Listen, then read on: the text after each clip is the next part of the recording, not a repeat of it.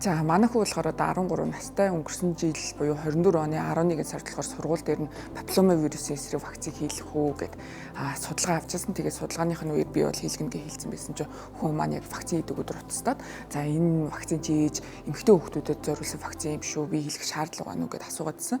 Тэгэхээр би хэлсэн за папилломавирус бол эмэгтэй хүнд хийдэг вакцин биш эрэгтэй эмэгтэй хүмүүс хоёулаа хийлгэх ёстой.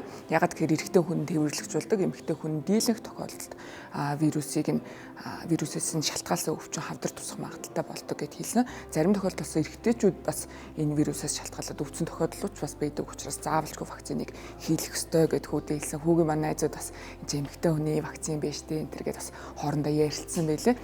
За тэгээ вакцинтай холбоотой нөгөө хүүхдүүдээс гадна томчууд эцэгчүүд маань бас эргэлзэж байгаа юмнууд бас нэлээд байгаад байдаг. Өмнө хийсний дараа бас эсэргүүцлийн улмаас болсон. Тэгээ одоо ч гэсэн эцэгчүүд манай найз нөхдүүд ч гэсэнтэй хүүхдүүдэд хийлгэхгүй гэсэн юмнууд явдаг. Тэгэхээр энэ эцэгчүүдэд хандаж хэлэхэд энэхүү вакцин болохоор вакцинаар сэргийлж болох хавдрууд байдаг. Тэр тэдний нэгт нь ордог юм билээ. Дээрээс нь папилломавирусын эсрэг вакцин бол хавдраас урьдчилан сэргийлэх үр дүнгээр нэлээд өндөр тооцогддог.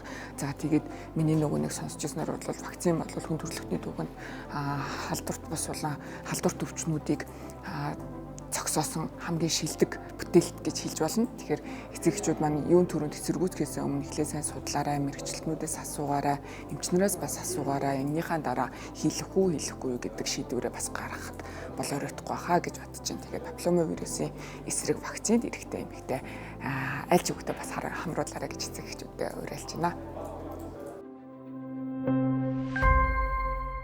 Өнөөдрийн вакцин ирээдүйн хамгаалалт.